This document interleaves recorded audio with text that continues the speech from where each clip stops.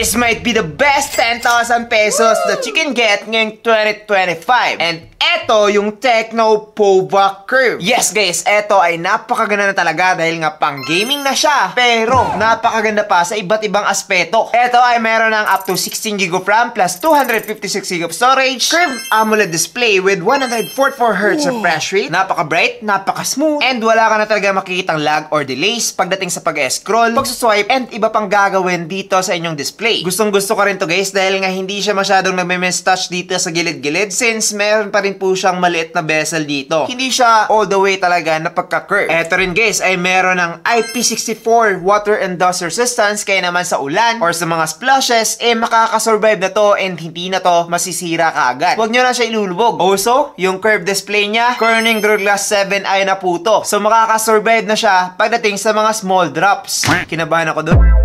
Now, sa performance naman, this phone is running Android 15 with iOS 15. Upgradable na po to up to Android 16, sabi ng Tecno. So, medyo future-proof ka na until Android 16. Pagdating sa kanyang processor, this one has MediaTek Dimensity 7300 which is okay na talaga. It also has Octa CPU up to 2.5GHz with Mali G615 MC2 naman pagdating sa kanyang GPU. And sa Antutu benchmark, nakakuha na siya ng 700,000 points pagdating dito. Napakalaki na nun. Actually, parang the best na to pagdating sa 10,000 pesos. Now, tinest ko rin to pagdating sa Hawk, Mobile Legends, COD, and PUBG. So far, okay na okay talaga to pagdating sa mga games na yon. Wala na tong problema guys. Smooth, playable, and recommended ko na talaga to for its price. Now, akala ko lang talaga na pang gaming to, pero pagdating sa camera, meron na po tong 64MP that can take photos like this. Napaka-sharp, maganda yung color reproduction, and nagmumukha na talaga siyang isang camera phone. And for its price, it's one of the best. It also has 4K at 30fps with EIS or Electronic Image Stabilization. Kaya naman napaka-stabilize sa ating video dito kapag ginagamit natin yung kanyang ultra steady mode. So far, pagdating sa SRP guys, ito yung isa sa pinaka-mare-recommend ko. Especially kapag nag-sale to ng around 9,000 pesos, napaka-worth it na talaga nito. Dahil nga, even though sobrang nipis niya, meron na po siyang 5,500 mAh sa battery with 45 watts of fast charging. So around 1 hour lang, mapufull ka na agad from 0 to 100%. Ganun lang kabilis etong charging netong Pova Curve 5G. So tandaan nyo yan, huwag kayong bibili ng napakamura dahil nga scam yun. But yes, so far medyo debatable pa. But para sa akin, this is one of the best 10,000